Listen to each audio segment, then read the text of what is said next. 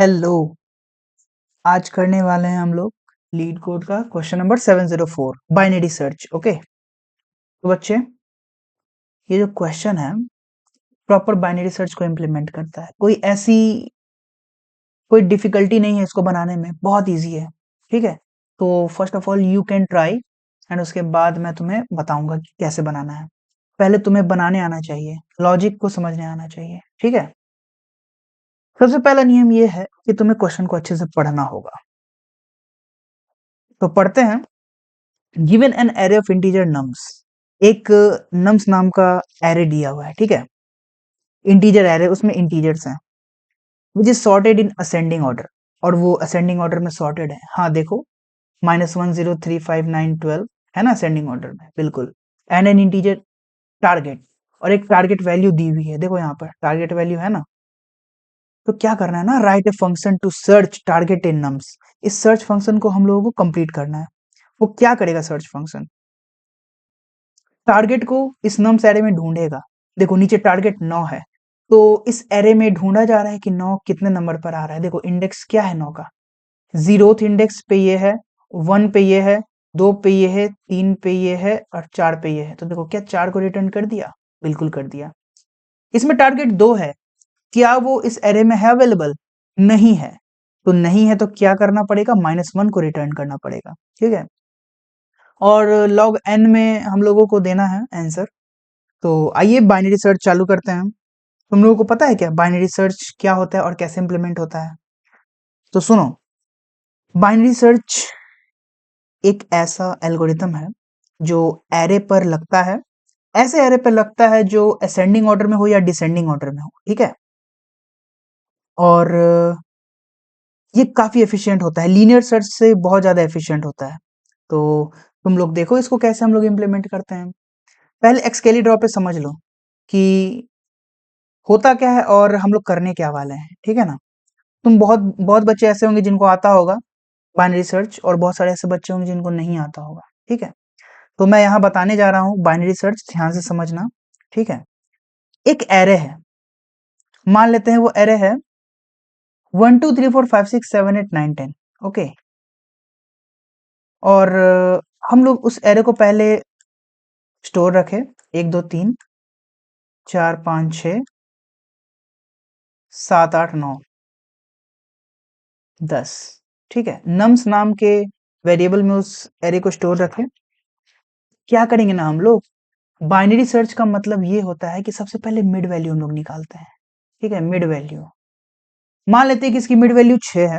मान क्या ले, देख लेते हैं। Index 0, index 1, index 2 3 4 5 6 7 8 9। तो मिड वैल्यू कैसे निकलती है जरा बताना। पहला इंडेक्स और आखिरी इंडेक्स को जोड़ के 2 से डिवाइड कर दो, तो आएगा 9/2 यानी कि 4.5, और ये इंटीजर है तो दिया 4, तो 6 नहीं बच्चे, बल्कि ये है इसका, ये जो चौथा नंबर का इंडेक्स है ये है इसका मिड वैल्यू। ठीक है, और हमें मान लो ढूंढना है कोई नंबर, मान लेते हैं कि टारगेट है हमारा 9। टारगेट क्या है हमारा, 9।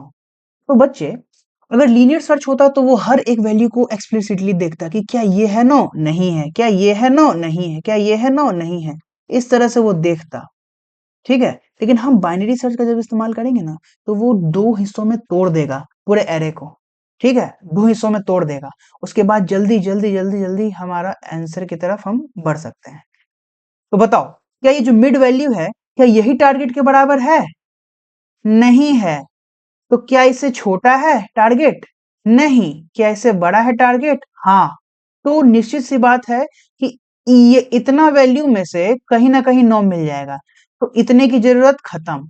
तो इसको ऐसे ही तुम हटा सकते हो, एलिमिनेट कर सकते हो, हट जाओ तुम यहाँ से 1 2 3 4। ठीक है, अब क्या करेंगे ना, यहां से हम लोग स्टार्ट करेंगे और यहाँ पे एंड रखेंगे। अब मिड वैल्यू खोजेंगे। तो देखो मिड वैल्यू कैसे कैसे होगा पता, 5 + 9 डिवाइडेड बाई 2।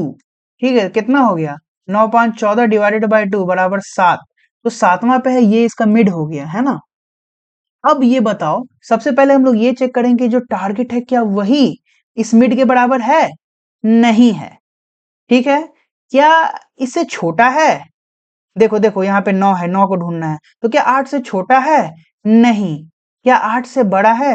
हाँ, तो हम लोगों को अब इतना में ढूंढना होगा, ठीक है।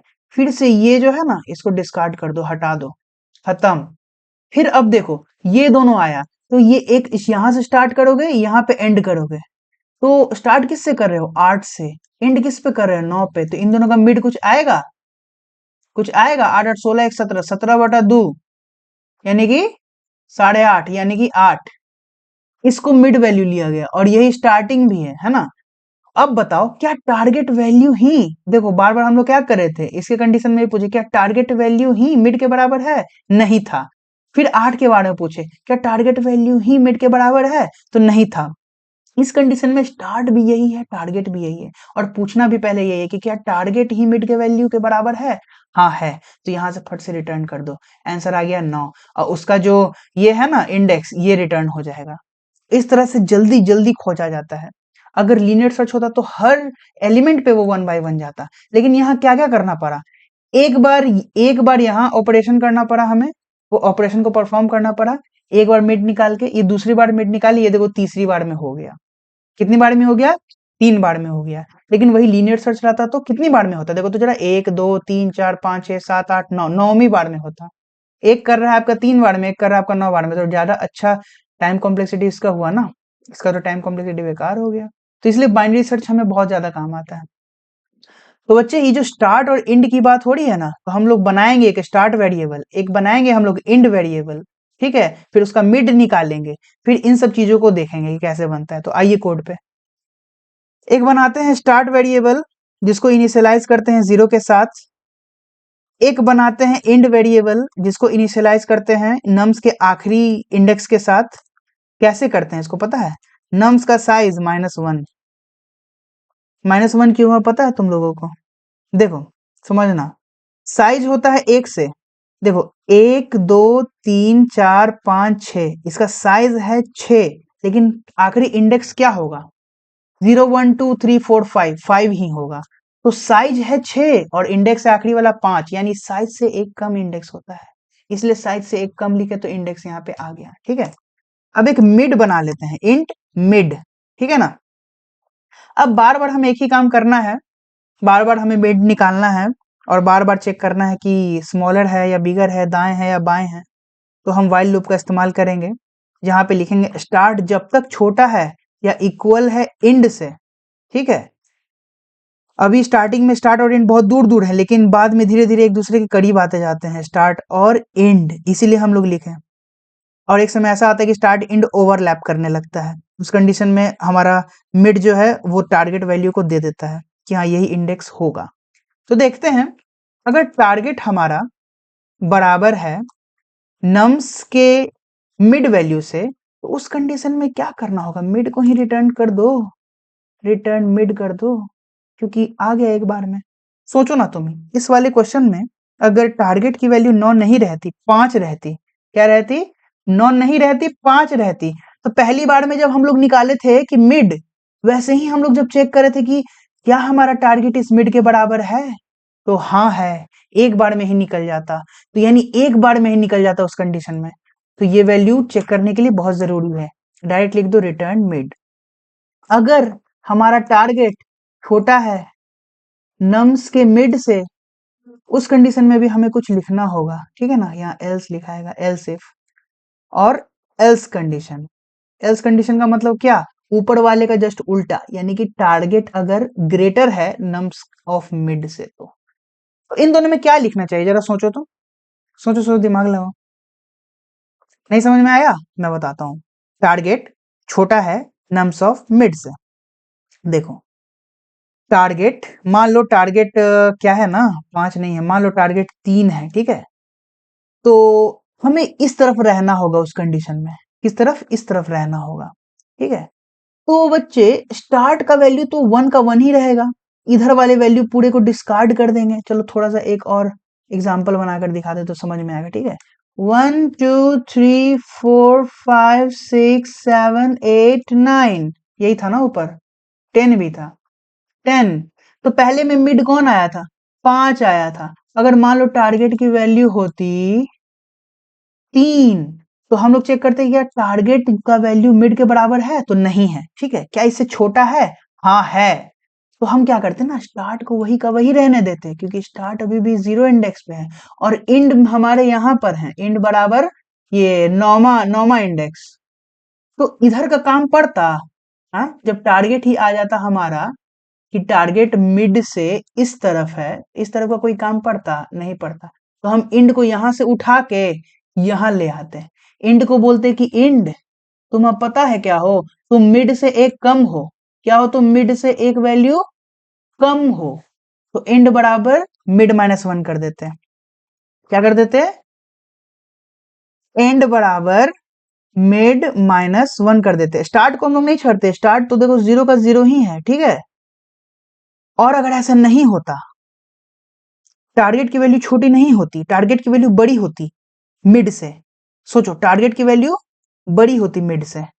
देखो कैसे, 1 2 3 4 5 6 7 8 9 10, ये मिड वैल्यू। और टारगेट वैल्यू हमारी मान लेते हैं वही 9 वाली बात ले लेते हैं, ये हमारा टारगेट। तो अगर मिड वैल्यू से बड़ी होती तो इधर हम लोग सिर्फ देखते इतने पोर्शन में, इस पोर्शन को तो उड़ा देते, भाई तुम्हारा कोई काम नहीं है। तो इंड तो यहीं पे रहता, स्टार्ट तो यहाँ पे था पहले। तो स्टार्ट को बोलते ना कि भाई तू अब 0 पे मत रहो, तुम यहाँ आ जाओ, यहाँ आ जाओ, तुम मिड वैल्यू से एक आगे आ जाओ तुम, क्योंकि तुम्हारा अब यहाँ पर काम होगा, है ना। फिर तुम्हें तुम्हें मैं स्टार्ट बोलूंगा और इधर मैं इंड बोलूंगा, फिर तुम दोनों को मिला के एक मिड निकालूंगा, है कि नहीं। तो इंड एक ही जगह पे रहता, कोई जरूरत ही नहीं था। बस स्टार्ट को कहते कि भाई तुम इधर आओ और मिड से एक आगे बढ़ जाओ। क्या बोलते हैं इसको कि स्टार्ट भाई तुम आओ और तुम मिड से एक आगे बढ़ जाओ। और ये बार बार होती, और एक समय ऐसा था कि target equal to nums true हो जाता और मिड को रिटर्न कर देता, है कि नहीं। और अगर कुछ भी नहीं हुआ, बिल्कुल नहीं मिला, तो हमारा रिटर्न -1 तो जिंदाबाद है कि नहीं।